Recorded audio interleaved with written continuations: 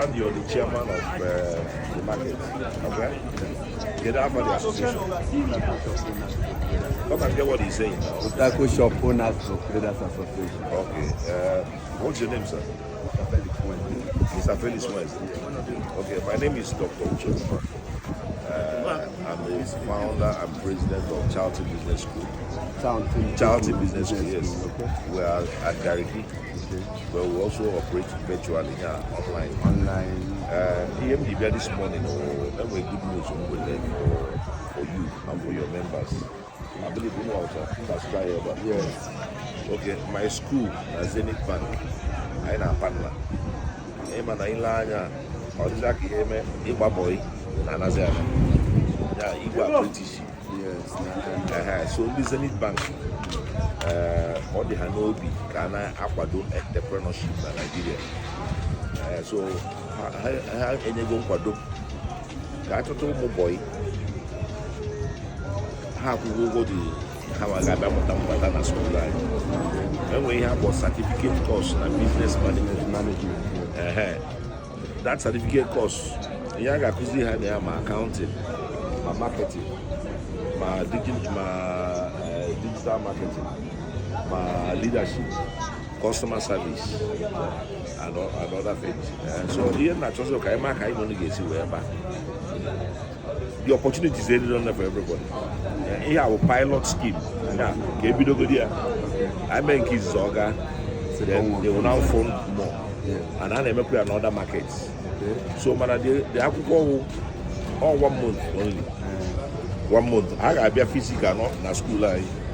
I didn't want to be a like a venue, a hall. Then how can I make online? So then I name a chap was I gave graduation. I bet him here. May have graduation. The year gown. Behind the Mekoni how in man of foreign as well, I asked how we trades. Many of them go through life with the thinking that the man is like that.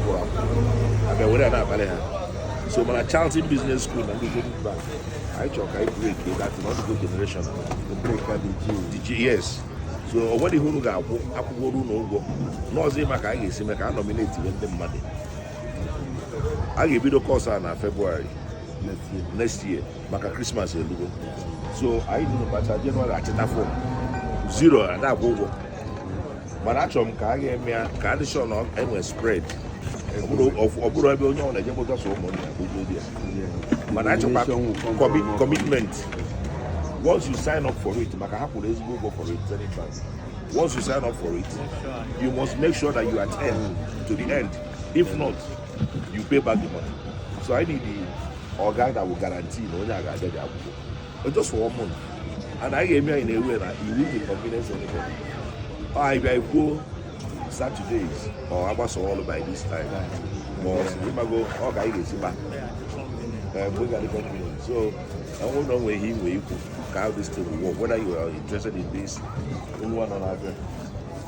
Well, thank you very much, sir, for coming. Yes. Because this is an opportunity you bring to us. Yes. For enlightenment. Yes. Because the most important thing is that we want the traders to be enlightened. That's right, yes. And then for Zenith Bank. Because from Nkapa, they will move on to anywhere diploma states and they move. Yes. And when somebody has the opportunity and open his eye, yes, he can now graduate from here to the other stage. Yes. That's a very, very good thing. Yes. And then business entrepreneur is very, very important. If you're enlightened and you are doing it, yes, you know, to create more balance for you. Yes. So like I said earlier, my neighbor boy in Anaziana. So I took I revive the one. Yeah, man, you're going to get your former. I put as a case with me and Gucci. But actually, came here, all the interest. Yeah, all are part of the idea behind Zenith Bank partnering Charlton Business School to bring this. So we want to welcome you, sir. Thank you. We are very grateful. Thank you. Any partnership you want us to build with you, we are going to do. No problem. And then the aspect, we will need to go further, sit more and talk more about January. Yeah, on January. But so, that we'll be able to see the benefit that we are now going to. Zenith Bank. So for Zenith Bank to do this, thank God they've come to our knowledge today. Yes. We want to tell them thank you for yes, making business people to be more learned, Yes. to be more exposed to what they are doing. So the chant in school, we want to congratulate them again. I said God will bless them. Those who are If was I get my I'm tinye condition nka na onye ọbụla ga-abịa medical course ga-enwe account na Zenith Bank. Nke a bụrụ anything. Onye a ga-eje mega account na Zenith Bank. But that is where I want to come up. As you But sir, women are dying account, but I go to keep this 9 that you did. Open the savings account. Yes, so open on the organ. We can. I'm an organ guarantee. I'm on the book. I'm so yeah, you made the bubble that mandate. That is accepted. Yeah, it's accepted. So I can listen to bank for Sakwa Kahale. I will not be I you don't see